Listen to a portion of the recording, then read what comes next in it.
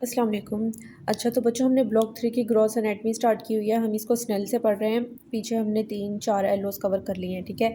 आज हमारा 5th yellow है। इसमें वो आपसे पूछ रहे हैं describe the anatomical correlates of supernumerary cervical rib, ठीक है। तो बच्चों सुपरन्यूमरेरी का क्या मतलब होता है? एन एक्स्ट्रा रिब, ठीक है। तो सुपरन्यूमरेरी सर्वाइकल रिब कौन सी होगी? सुपरन्यूमरेरी जो है ना एक वर्ड इटसेल्फ, इसका मतलब होता है एक्स्ट्रा। तो बच्चों सुपरन्यूमरेरी सर्वाइकल रिब कौन सी होगी? Extra cervical rib. नॉर्मली आपकी बॉडी में क्या होता है बच्चों? T1 से T12 तक वर्टिब्रा है। हर वर्टिब्रा की साइड से एक एक रिब निकल रही है, ठीक है। मतलब एक वर्टिब्रा के दोनों साइड से रिब्स निकल रही हैं। एक वर्टिब्रा से टोटल दो रिब्स निकल रही हैं। अच्छा तो हमारी बॉडी में कितने होते हैं? 1 से लेकर 12 तक दोनों साइड से निकली होंगी तो कितनी बनेंगे? 12 पेयर ऑफ रिब्स हमारी बॉडी में होते हैं, ठीक है बच्चों। ये सारे निकले होते हैं थोरेसिक वर्टिब्रा से। सर्वाइकल वर्टिब्रा से नॉर्मली कोई रिब नहीं अराइज होती, ठीक है। C1 से लेकर C7 तक जो आपके सर्वाइकल वर्टिब्रा है ना, उनमें से कोई रिब नहीं निकल रही। अच्छा लेकिन कभी कभी ऐसा होता है 0.5% इंडिविजुअल्स में ऐसा होता है बच्चों के C7 जो है ना सर्वाइकल वर्टिब्रा, इसमें से भी एक रिब अराइज करती है, ठीक है। इन 12 पेयर्स के अलावा इधर से एक एक्स्ट्रा रिब अराइज करती है जिसको हम कहते हैं सुपर न्यूमरेरी सर्वाइकल रिब, ठीक है। तो बच्चों सुपरन्यूमरेरी सर्वाइकल रिब कौन सी है? Extra rib emerging from C7। ये आपने याद रखना है C7 से अराइज कर रही है, ठीक है। C7 के भी कहाँ से बच्चों? Anterior tubercle of transverse process. ये मैंने आपको बताया ना, ये हम वैसे वर्टिब्रा की एनाटॉमी पढ़ते हुए भी देखेंगे, इसके पार्ट्स देखेंगे। ट्रांसवर्स प्रोसेस है इसका, वहाँ से अराइज करती है, ठीक है। 7 सर्वाइकल वर्टिब्रा के बच्चों ट्रांसवर्स प्रोसेस से अराइज करती है ये एक्स्ट्रा रिब।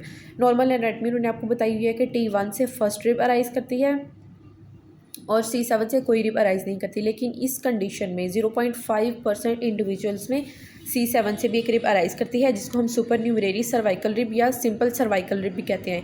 क्योंकि बच्चों सर्वाइकल इटसेल्फ ही सर्वाइकल रिब कोई बोले तो हमें वैसे ही पता चल जाता है कि सर्वाइकल वर्टिब्रा से तो कोई रिब निकलती नहीं है।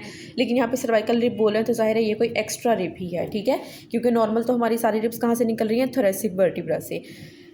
ओके तो ये आपकी बुक में भी लिखा हुआ है बच्चों, ये मैं आपको दिखा देती हूँ। ये देखिए ये बुक में लिखा हुआ है cervical rib is a rib arising from anterior tubercle of transverse process of 7th cervical vertebra. और बच्चों ये किस में होती है? हर इंसान में ये नहीं अराइज होती, सिर्फ 0.5% ऑफ ह्यूमन्स हैं उनमें ये जो है ना ये रिब प्रेजेंट होती है, ठीक है। It occurs in approximately 0.5% of humans.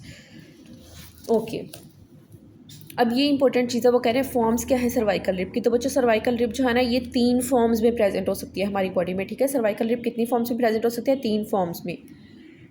या तो इसका फ्री एंटी ऐसे है ना रिब बच्चों, पीछे C7 वर्टिब्रा उससे अराइज कर रही है, ऐसे आगे आ रही है, ठीक है। या तो बच्चों इसका फ्री एंटीरियर एंड, ये इसका पोस्टीरियर एंड है, ये इसका एंटीरियर एंड है, ठीक है। या तो इसका एंटीरियर एंड बिल्कुल फ्री पड़ा हुआ है, या तो नीचे जो T1 से हमारी ट्रू फर्स्ट रिब अराइज हो रही है ना, ठीक है, उसके साथ फाइब्रस सेप्टा के थ्रू कनेक्टेड है ये, ठीक है। या तो कनेक्टेड है फर्स्ट रिब के साथ बाय फाइब्रस बैंड, या तो इसका एंटीरियर एंड बिल्कुल फ्री है, या तो ये आर्टिकुलेट कर रही है फर्स्ट रिब के साथ, ठीक है। ये तीनों चीज़ें आपने याद रखनी है। और ये भी आपने याद रखना है कि ये 0.5% ऑफ ह्यूमंस में प्रेजेंट होती है। फिर इसके एनाटॉमिकल कोरिलेट्स पूछे हुए हैं आपने कि हम जो है ना इसको क्लिनिकल कोरिलेट्स क्या, हम इसको पढ़ क्यों रहे हैं इस एक्स्ट्रा रिब को। तो बच्चों ये सर्वाइकल रिब जो है ना, मैंने आपको पीछे भी बताया था थोरेसिक आउटलेट सिंड्रोम में, कि हमारे थोरेक्स से बहुत से important vessels, large vessels leave कर रही होती हैं। कहाँ जा रही होती हैं? अपर लिम्ब में, यानी आर्म्स और शोल्डर्स की तरफ।